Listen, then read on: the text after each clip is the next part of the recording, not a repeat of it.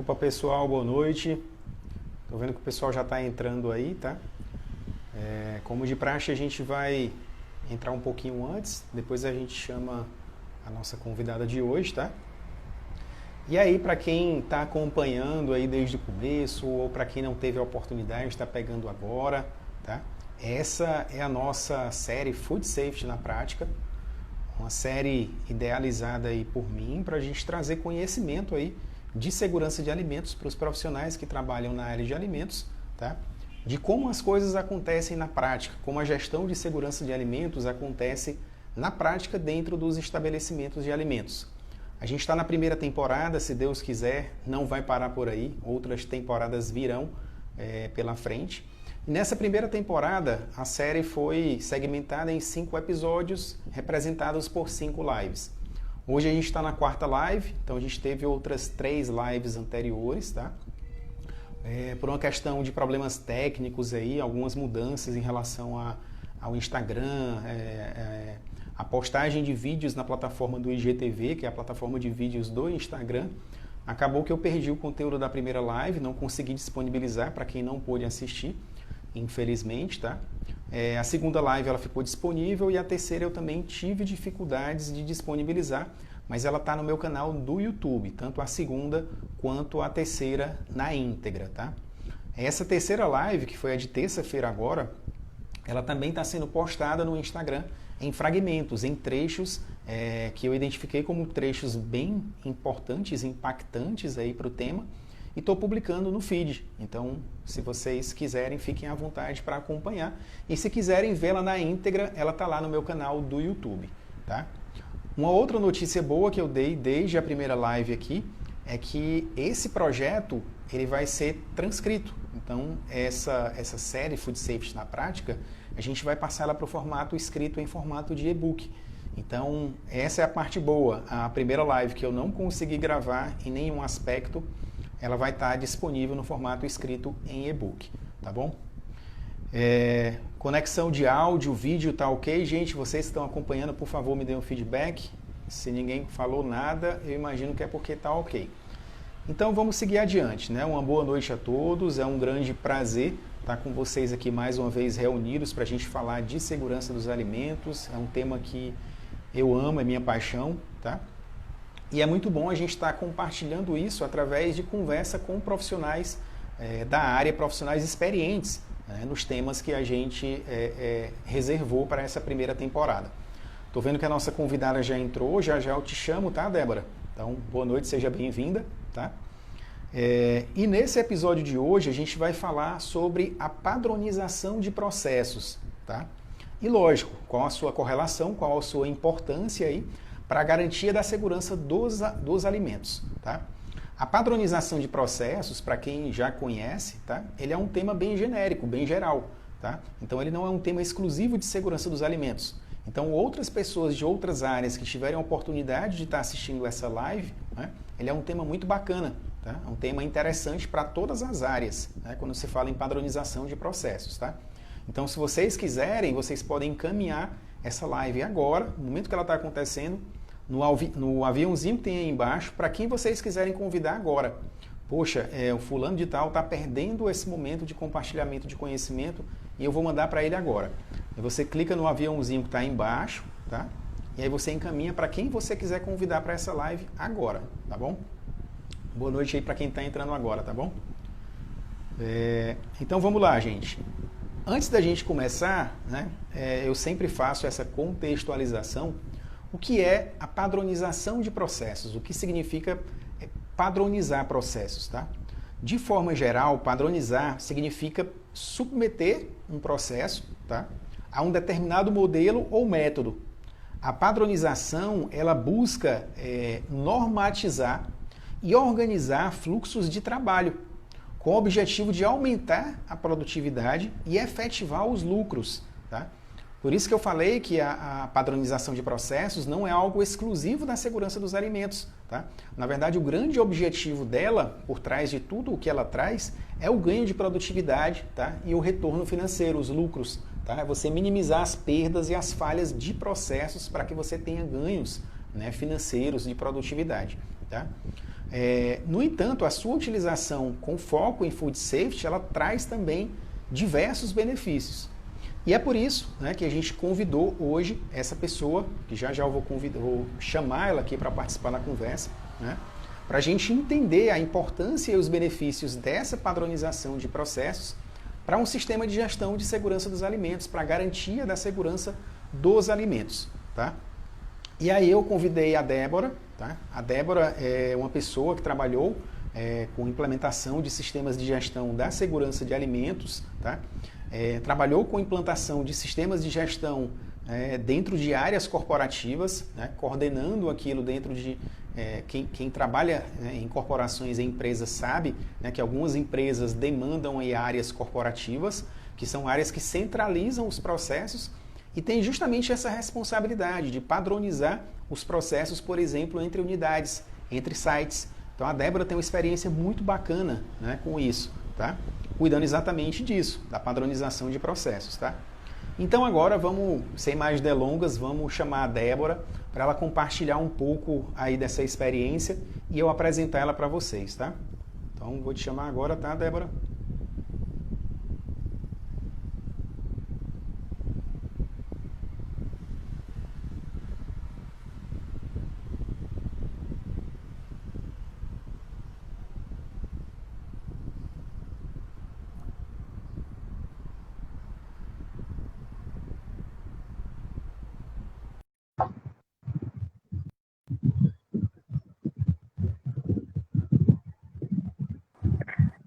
Oi. Oi, Juliana. E olha ela aí, boa noite. Tudo bom, Débora? Tinha dado uma travada. E aí, como é que você tá? Tudo bem, e você? Tudo bem. O meu áudio para você tá ok? Tá ótimo. E o meu? Tá, o teu eu tô achando um pouquinho baixinho, pode ser só para mim, tá? Mas vamos ver se o pessoal se posiciona aí. Se você conseguir aumentar, acho que melhora, tá bom? Aumentei mais. Melhorou, deu uma melhorada. Tá bom. Tá ótimo. Tá. Quanto tempo, né, Débora? Pois é, né? A Débora, gente, para quem não sabe... Pode falar, desculpa. Não, pode falar você, pode falar. Tá. A Débora, gente, para quem não sabe, é uma ex-colega de trabalho. A gente teve aí... eu tive a honra de trabalhar com a Débora, tá? Já adianto para vocês que é uma excelente profissional, tá? Por isso, senão, não teria convidado aqui para fazer essa live, tá? E aí, Débora, falando um pouquinho de você para o pessoal, tá, gente? A Débora é engenheira de alimentos, tá? Ela é formada na Universidade Federal do Rio Grande do Sul, tá? Possui aí um MBA em gestão empresarial e a Débora acumula mais de 10 anos de experiência aí trabalhando com sistemas de gestão da qualidade, de segurança de alimentos em empresas de grande porte, multinacionais, tá? E ela também, além disso, é auditora em BPF, APPCC, ISO 22000 e FSSC 22000, tá? Então ela tem uma experiência muito bacana para compartilhar com a gente, tá? Débora, boa noite, você quer cumprimentar o público aí? Faça as honras antes da gente começar, tá bom? Obrigado por ter aceitado o convite, tá? Eu que agradeço, Juliano, é um prazer estar dividindo esse momento com vocês aqui, falando de um tema tão importante como você citou, né, a padronização, que é utilizada em diversas empresas, não só na empresa de alimentos. E fazendo um complemento, vai ajudar um pouco até para o pessoal entender o histórico do meu currículo. Eu comecei no chão de fábrica, né? Eu vim da área de produção, de processos. Que bom. Então, eu sempre a parte de padronização e isso ajudou bastante quando eu migrei para a área da qualidade corporativa, né? Então, agradeço todo mundo. Bacana isso. Pela força. Perfeito. Muito bacana, Débora. E a gente sabe o quão importante isso é para você criar os padrões, né? Você entender como é que funcionam as operações ali de perto, né? E a gente que está ali no dia a dia, né? Você sabe tão bem quanto eu, até mais, né? Que quem nos traduz como é que funcionam as operações são as pessoas que estão ali executando as atividades, né? Então é muito importante ter essa presença de chão de fábrica mesmo, né? Beleza. Que bom, fico feliz aí em você ter aceitado o convite, tá bom? Então, vamos dar início aqui, tá? Dando continuidade, né, aquela contextualização que eu acho interessante que seja feito, tá?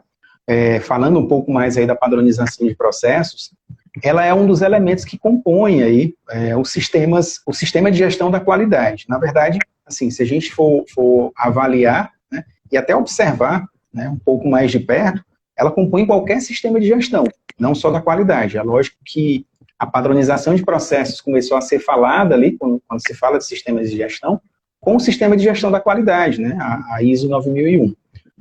Porém, se a gente for olhar especificamente aí para a gestão da qualidade, ela tem como principal função permitir que a empresa ofereça de maneira sistemática, né, produtos ou serviços com aquela mesma característica constante, sem perder aquele padrão. Por isso vem o nome padronização de processos, né? Ou a forma de atendimento, dependendo do serviço que a empresa está oferecendo, tá? Ou prazo, custo aos clientes, enfim. Por isso que ela está muito associada à contenção de perdas, né? A uma melhoria da produtividade, tá? A uma redução de desperdícios, tá? E aí, Débora, a gente fazendo essa contextualização inicial, tá? Se a gente olhar com foco agora específico para a segurança de alimentos, né? Na prática, né? A gente sempre faz essa correlação aí, na prática. Qual o principal, ou os principais objetivos de você padronizar processos, olhando para a segurança de alimentos? Bom, eu não sei, o pessoal está dizendo que meu áudio está um pouco baixo, eu tirei até a capinha do telefone, está no máximo, está dando para ouvir bem agora? Para mim agora está muito bom, é excelente, para mim está excelente. Tá. Então, completando um pouco o histórico que você falou, né, a gente tem que pensar que os padronizados surgiu lá com Ford, né, com os carros pretos, né? Quem estudou um pouco de gestão da qualidade já viu isso, né? E lá muita coisa mudou, né? E a gente acabou sendo cada vez mais exigente. E hoje o que a gente fala do segurança começou a olhar com mais cuidado, principalmente agora, vai olhar com mais cuidado ainda dessa pandemia que nós estamos passando, sendo cada vez mais exigentes. Então, assim, a padronização precisou de né, para poder atender. Então, a padronização, quando ela diminui essa variação de processo e ela melhora a previsibilidade do resultado que a gente espera, então, quando eu padronizo meu processo, eu vou ter um produto final de excelente qualidade. Então, eu vou ter o meu produto seguro. Então, é isso que a padronização visa dentro do sistema de alimentos. Eu ter essa visibilidade me ajuda a ter o melhor resultado final. Então, ele cria e controla padrões de desempenho, procedimentos, controla a qualidade como um todo, né? Então, meu produto final vai ser sempre um produto seguro se eu trabalhar com o sistema de padronização dos processos. Não, perfeito. Muito bom. Então, assim, apesar de terem focos diferentes, quando você olha, assim, por trás, né, existe toda uma fundamentação, né, e uma similaridade dos benefícios da padronização de processos para os sistemas de gestão, né? E aí, bacana quando você falou que, assim, ele traz aquela garantia na qualidade do produto, aquela mesma constância, e aí se a gente for olhar até, sei lá, falando de uma forma mais simples, mais popular, a manutenção daquelas características que garantem, né, ou que dão a qualidade do produto, e olhando para a segurança dos alimentos é você garantir, né, a segurança do alimento naquele mesmo padrão que você se propôs a fazer, né? Muito bom, bacana aí. Obrigado pela tua resposta, tá? Se a gente aproveitar o gancho dessa mesma pergunta, né, que eu te falei aí sobre o principal objetivo ou os principais objetivos da padronização de processos para a segurança de alimentos, né? Então, usando esse mesmo gancho, tá? Na prática, quais seriam aí os principais benefícios, né? Na verdade, eu falei qual o objetivo ou os principais objetivos. E como benefício, né? Quais são os benefícios que essa padronização traz aí? Eu acho que a resposta fica até um pouco meio repetitiva, né? Mas vamos ver se a gente consegue enriquecer ela aí, tá? Quais seriam os benefícios aí dessa padronização para a segurança de alimentos, né? Bom, a gente falando em um alimento seguro, o que me vem à cabeça é assim, a padronização exige o envolvimento da liderança, mas mais que ela exige o envolvimento de todos os tipos de organização, né? Então, a gente precisa Sim. pensar quem é a pessoa, quem que é o público que mais diretamente ligado a nos fornecer esse produto seguro. Então, vem à nossa mente os colaboradores de chão de fábrica, as áreas de apoio e tal. Fico pensando, quando a padronização envolve a todos, trazendo o que a gente tem de legislação, norma, ou transformando elas, né, a parte teórica delas, em parte prática, a gente consegue ver o envolvimento desse pessoal. Então, quando a gente tem esse pessoal sendo envolvido, a conscientização deles é muito maior. Eu acho que agrega mais eles se sentir dono do negócio, né? A gente usa essa palavra, se sentir dono, se sentir parte do sistema. Sentir parte, com certeza, a conscientização e a comunicação foi melhor. Então, quando a gente fala de um alimento seguro, que é o nosso objetivo de segurança de alimentos, a gente tem que pensar quem está por trás disso. Então, o que traz de benefício, eu diria que é esse envolvimento, a conscientização da produção, dos colaboradores como um todo, e essa comunicação que flui melhor também. Uhum. Não, muito bacana, Débora, você ter colocado isso, porque assim, a padronização de processos, como você mesmo bem colocou, né, ela acaba fazendo com que as pessoas se envolvam e participem, né? Imagina aí você construir um padrão e chamar o cara, que é aquele operador básico do chão de fábrica, vem cá, me ajuda a construir esse padrão aqui, como é que tu faz a atividade? Você dá ouvido para ele, né? E quando você dá ouvido para essa pessoa, ele se sente, como você mesmo bem colocou, parte do negócio. Poxa, eu sou parte do negócio, eu fui ouvido, eu sou peça importante disso daqui. Então ele sente realmente, justamente o que você falou, né? O interesse, a vontade em executar aquela atividade, que muitas das vezes pode ser, por exemplo, o monitoramento de um PCC, que a gente sabe que é uma das atividades, ou a mais atividade dentro de a mais importante, perdão, dentro de um sistema de gestão de segurança dos alimentos. Então, perfeito tua resposta aí, né? Porque, assim, quando o cara se sente envolvido, né, ele se sente participativo e o benefício para a segurança dos alimentos é esse, que concordo contigo. Sem dúvida é o maior de todos. Tá?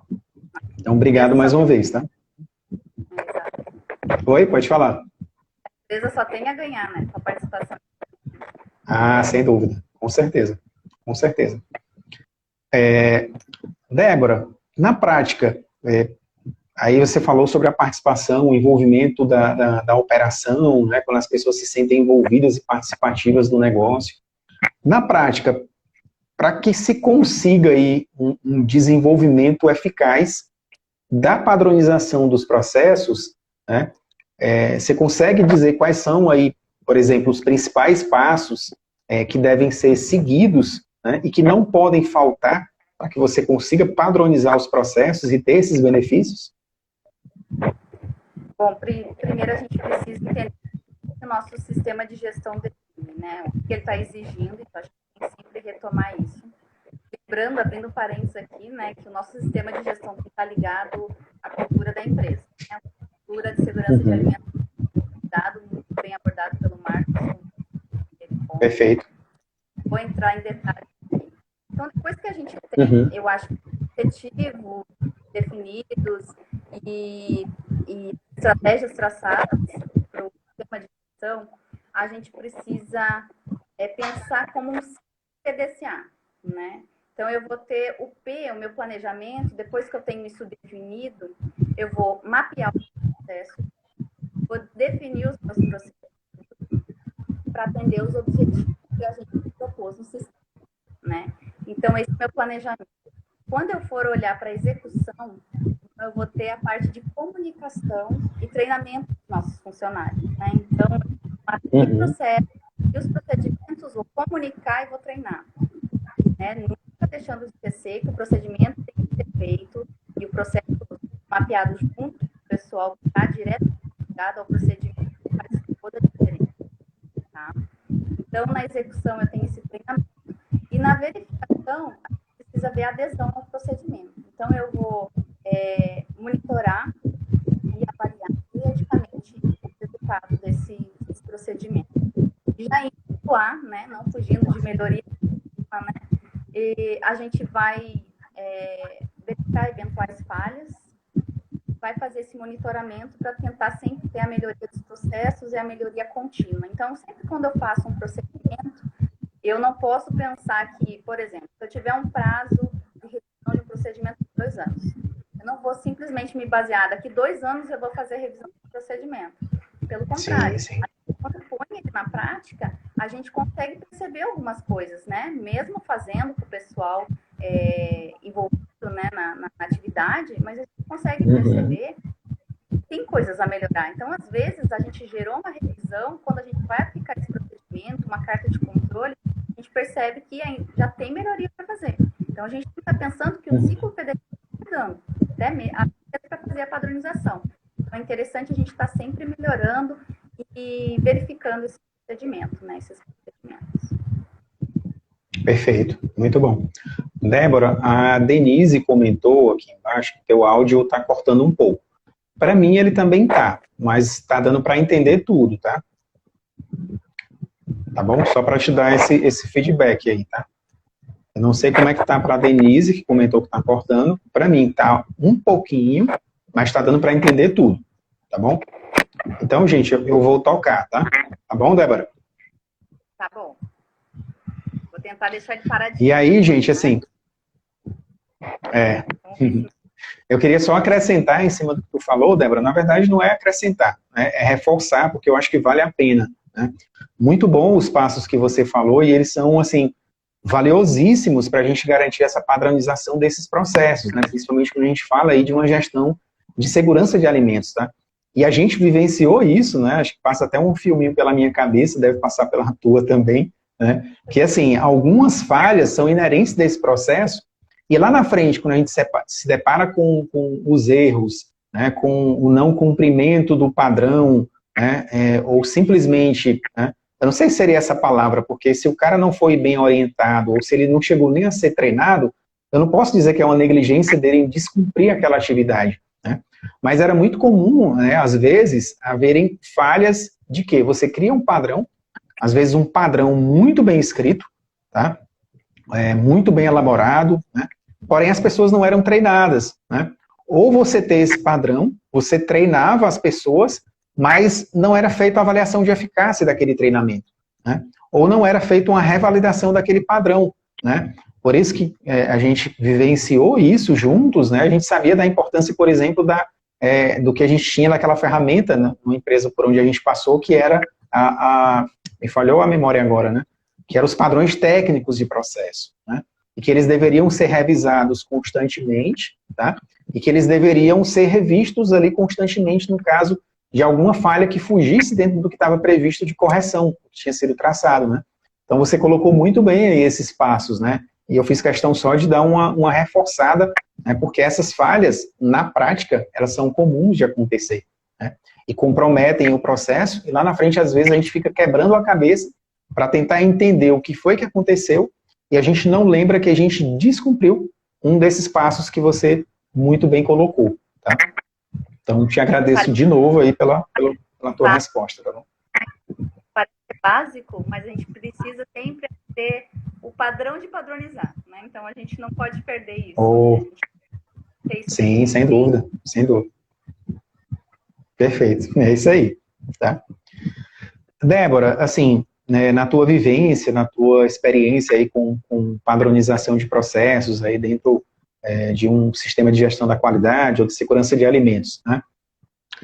Quais são as principais dificuldades que tu enxerga? A gente até deu uma prévia de algumas aqui, mas talvez não tanto, né? Que podem ser encontradas aí na hora de se aplicar esses padrões, né? E qual o impacto aí para o sistema de gestão da segurança de alimentos na prática, né? Desses problemas aí com a aplicação dos padrões. Bem, como você bem citou, né, a comunicação, né, quando a gente não consegue envolver, você até deu exemplos bem práticos, né, eu já passei por situações de chegar a fazer um procedimento, uma carta de controle, e até o chão de fábrica e a pessoa virar para mim e falar, não, mais um papel para preencher, não vou fazer, né, porque tem aquela coisa de, cidade está criando porque achou que deveria criar, e aí não envolver a pessoa é mais grave do que a gente imagina, porque no Bom, momento sem dúvida.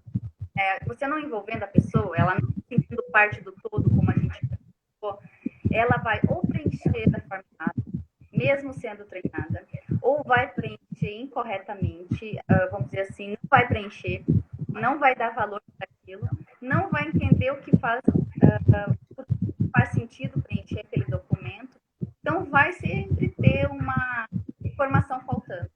Quando a gente precisar fazer uma análise de uma não conformidade, por exemplo, precisa fazer uma rastreabilidade do produto, que a gente precisar pegar esses registros, né, que a gente tem para a gente como fáceis de preencher, ou como normais, uma coisa básica, que para eles que deveriam estar preenchendo não é, a gente vai ter uma lacuna sem explicação, né? Então, assim, eu acho que a comunicação, desde que a gente cria o padrão junto com a pessoa, procedimento, independente se é chão de fábrica, se é com outras unidades, né, como a gente praticava na empresa. Então, assim, eu acho que tem que ter essa definição desde o início, para a gente praticar, para depois a gente não conseguir pensar assim, nossa, faltou uma informação numa tratativa de não conformidade. Né? Então, não consigo enxergar ela concluída por isso, né? Então, tem que fazer a pessoa, desde o início, se sentir dona, para ela poder também ser o guardião da segurança do produto, né? É a cultura vida da mesma forma que todos, né? Então, assim, se sentir, vamos dizer assim, um prazer em estar preenchendo. Ó, se eu não preencher esse procedimento, esse formulário, eu vou estar deixando de ter uma informação ou preencher um histórico importante na frente, né? Isso garante a segurança do meu produto. Eu não estou fazendo por fazer. Então, a dificuldade maior é essa. Se a gente não envolver, a gente vai ter um problema lá na frente. Faz muita diferença, a gente não vai garantir a segurança do produto, porque vai ter informação faltando. Eu acho muito, muito claro isso, né? Vocês querem? Não, sem dúvida, sem dúvida. Não, perfeito, você colocou muito bem aí, né?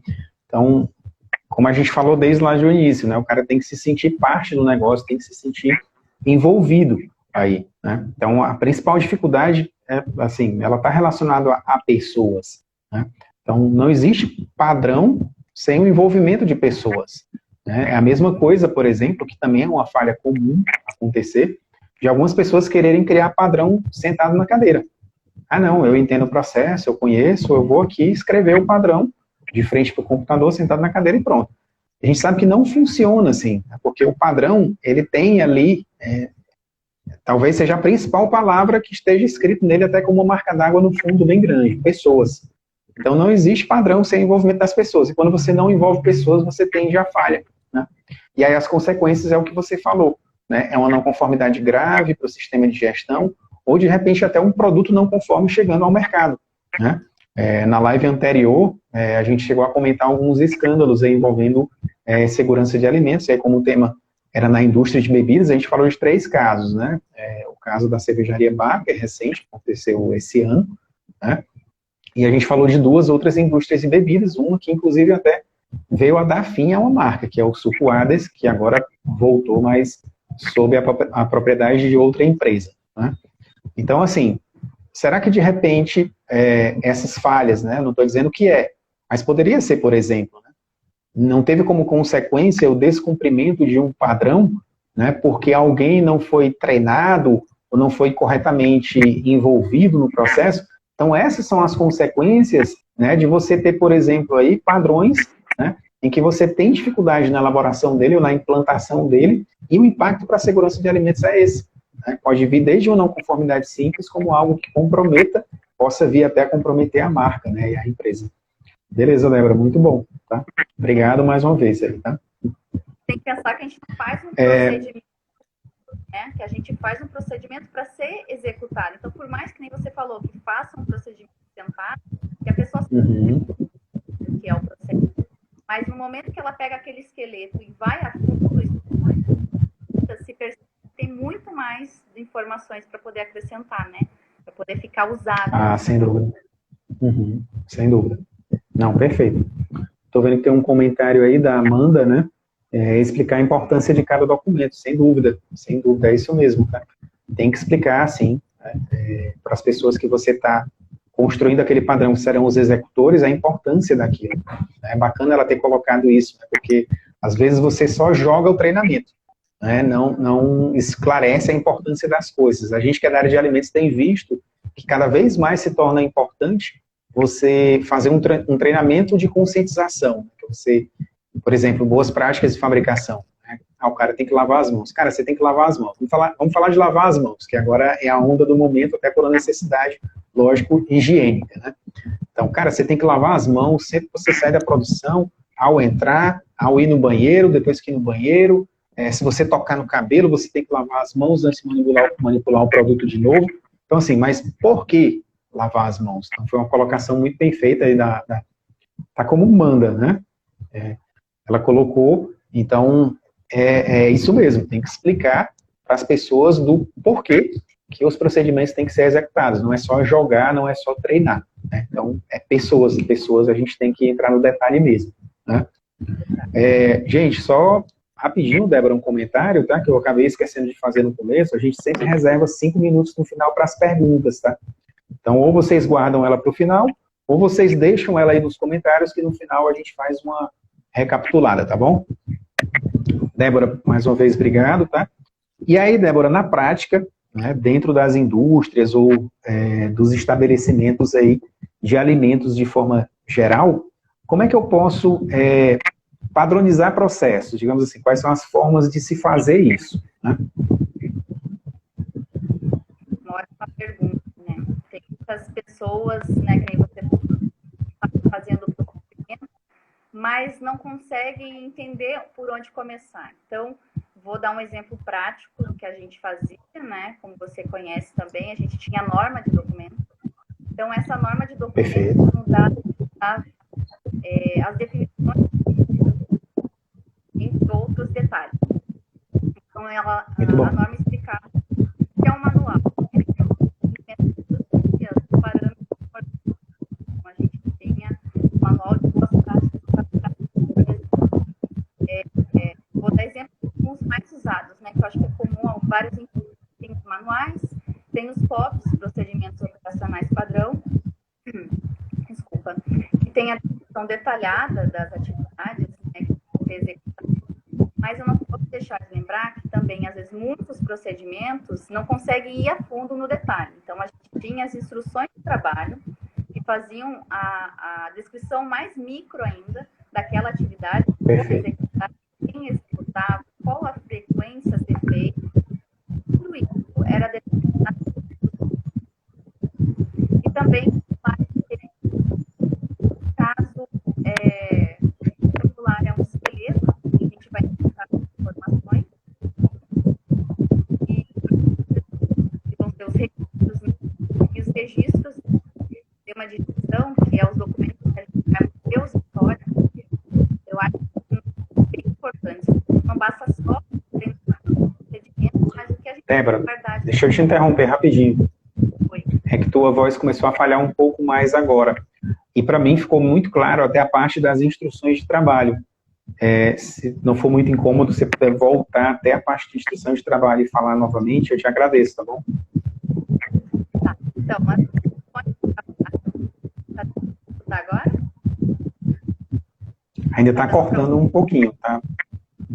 Está cortando e dessa vez está comprometendo mais. Vou tentar segurar aqui de novo. Eu estou escutando piado também. Vamos ver se melhora. Agora deu uma melhorada. Nossa, passou agora uma moto com barulho bem alto. Pronto, agora está cortando menos. Não sei se você quiser... Tá, vamos tentar então. Você tem fone aí? Tem um comentário aí que talvez melhore com o fone. O fone é muito ruim. Ele não... Ele você não mais gosta. Para falar ele é pior. Ele corta mais. Uhum. Bom, então, assim, instruções de trabalho, elas são a descrição micro, né? O POP, eu posso dizer, o procedimento operacional padrão, ele é mais macro das atividades. E a instrução de trabalho, ela Melhorou é mais agora, micro. tá? Tá bom. Tá. Ela detalha melhor ainda a atividade que eu vou realizar, né? Que o pessoal vai realizar. E eu não posso deixar de citar também que a gente tem frequências citadas nesses procedimentos, né?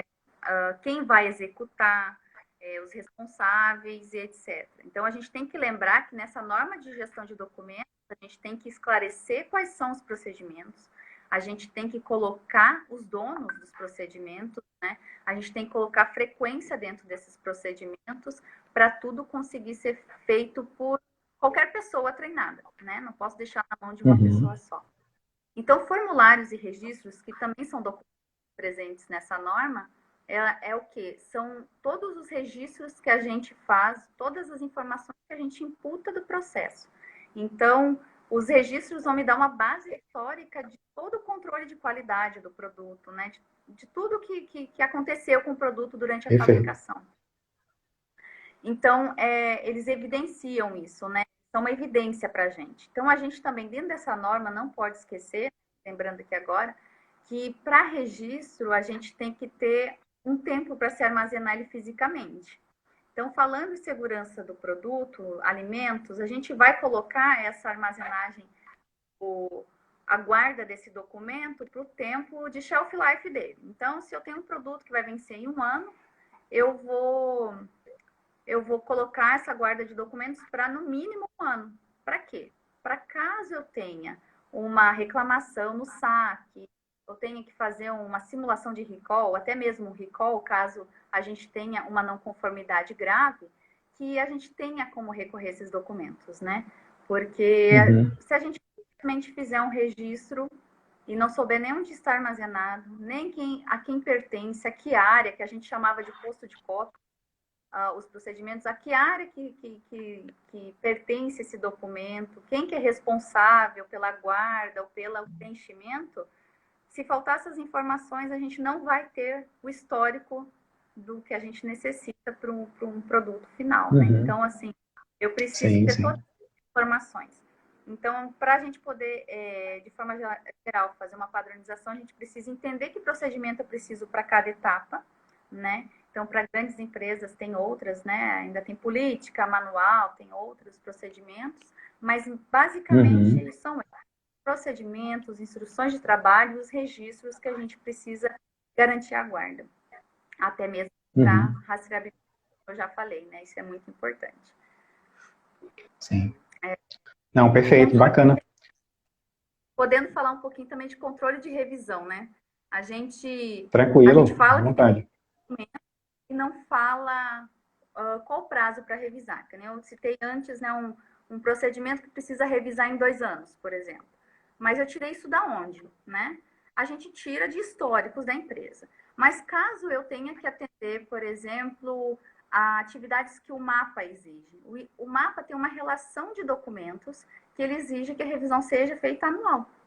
Mas se eu tiver um processo de melhoria contínua, não vou esperar nem 1 ano, nem 2 para fazer a revisão do meu procedimento. Eu vou acabar atualizando antes. Mas nessa norma de documentos, na gestão de documentos, a gente acaba colocando um prazo máximo.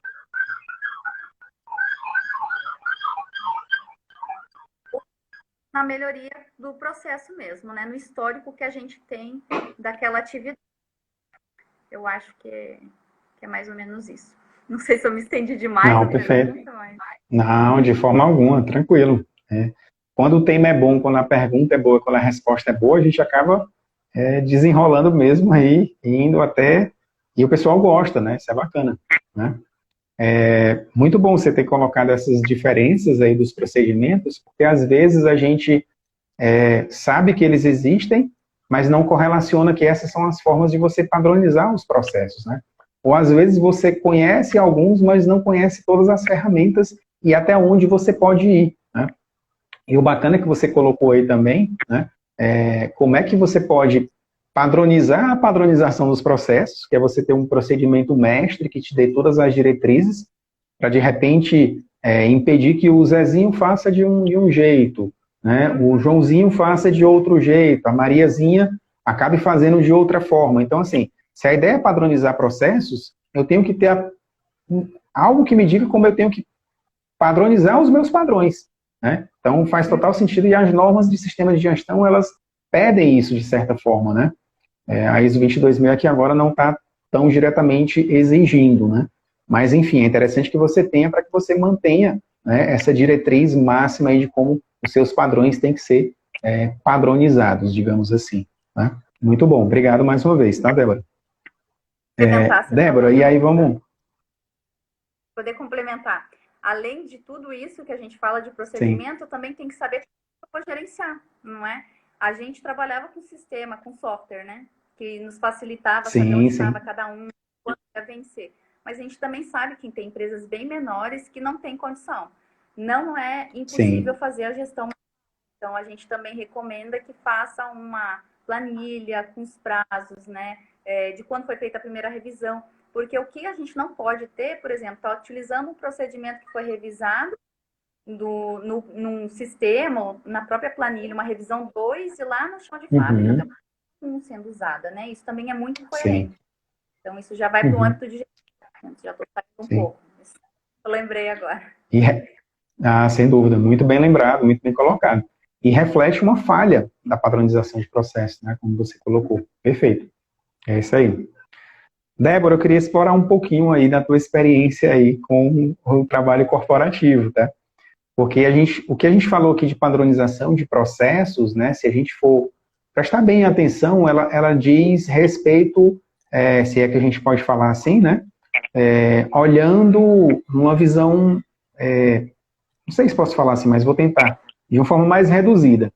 Mas a gente sabe, por exemplo, que tem grandes corporações que trabalham com vários sites, né? A gente vivenciou isso numa empresa de grande porte, ia dizer multinacional, perdão. A gente trabalhou numa empresa de grande porte, que tem vários sites, por exemplo, espalhados em vários locais do país, né? E a gente sabe que, assim, também é importante você ter um site, mesmo que seja situado numa região e outro em outra região completamente diferente, tá? Mas que eles precisam falar a mesma linguagem, porque isso tem sua importância também, né? E aí eu vejo um papel muito importante nas áreas corporativas, né? E aí é onde eu quero fundamentar a minha pergunta, tá? Como você atuou aí dentro de áreas corporativas, de empresas, né, de grande porte, tá? Assim, a maioria dos profissionais sabe que uma das funções... Travou. Uma pausa aqui. Deu uma travada.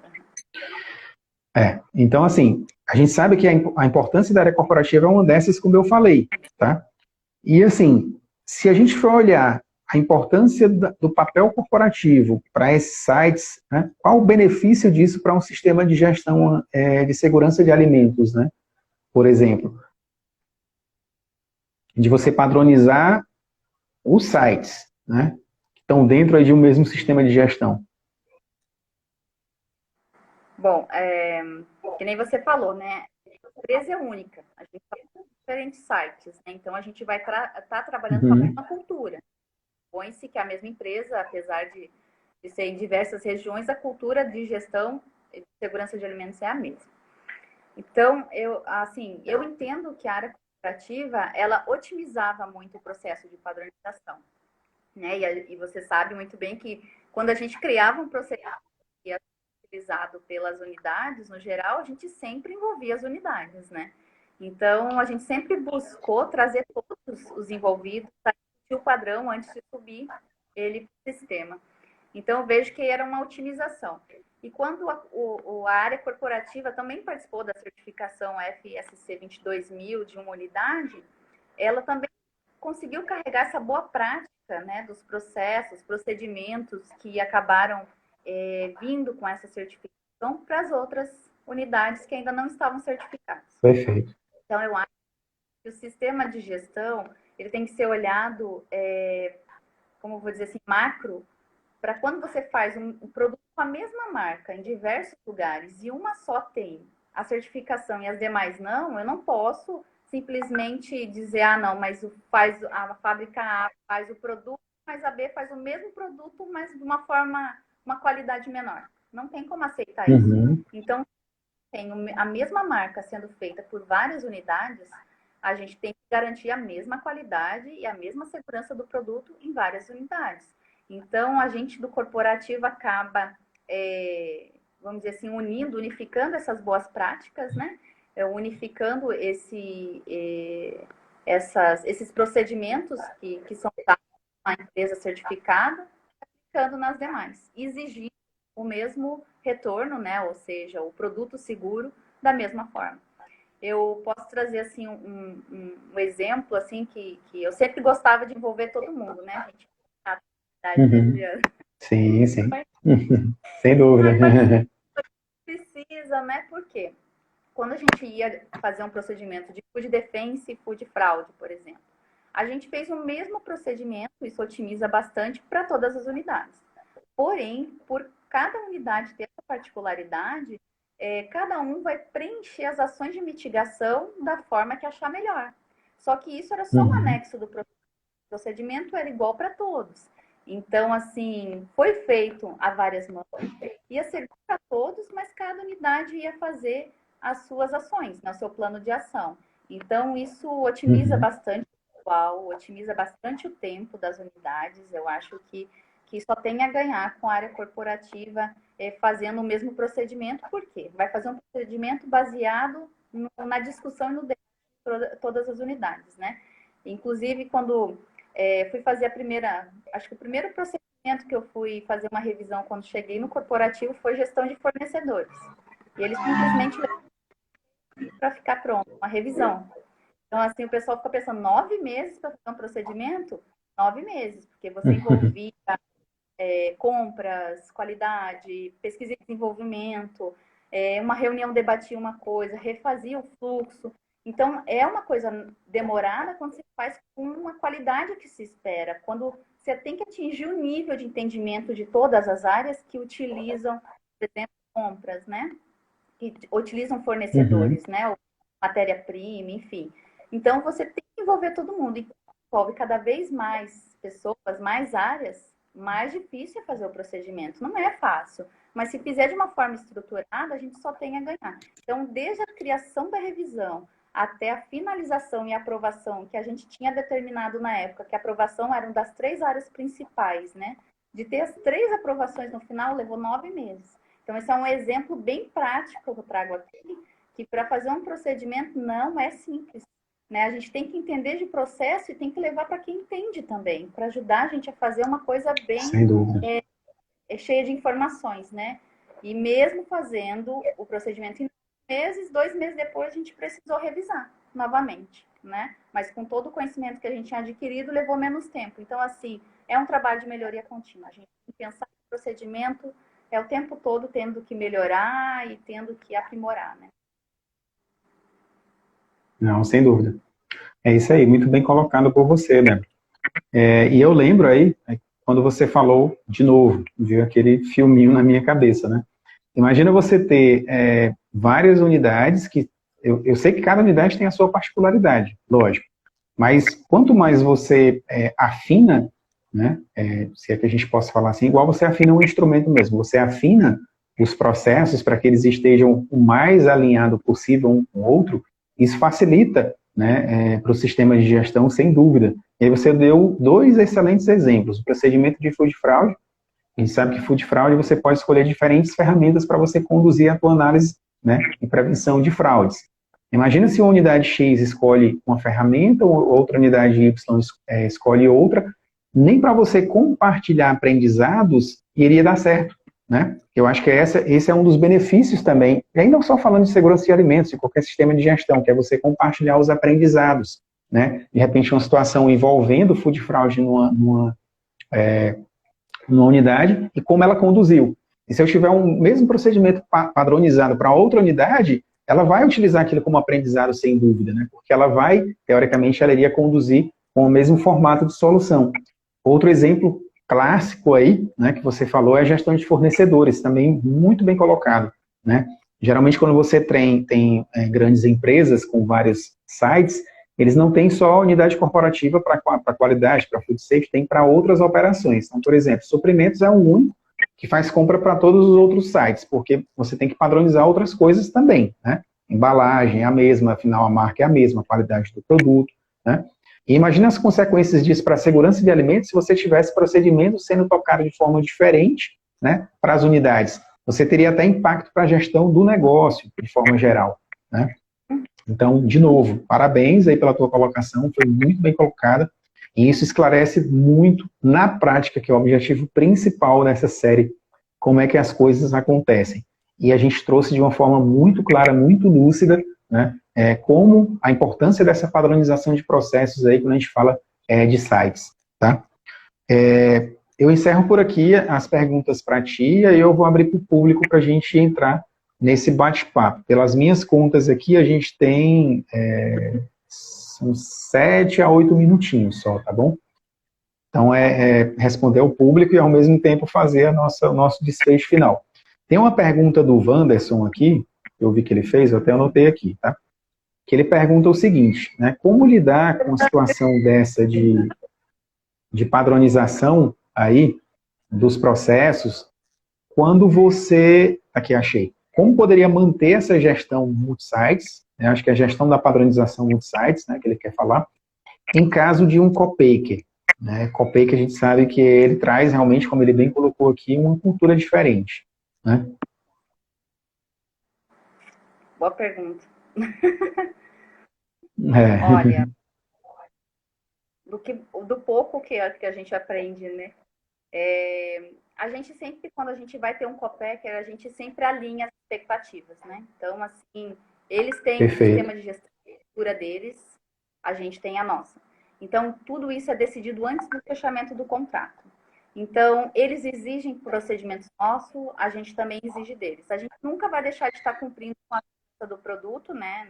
O nosso objetivo final, porque sempre tem esse alinhamento antes.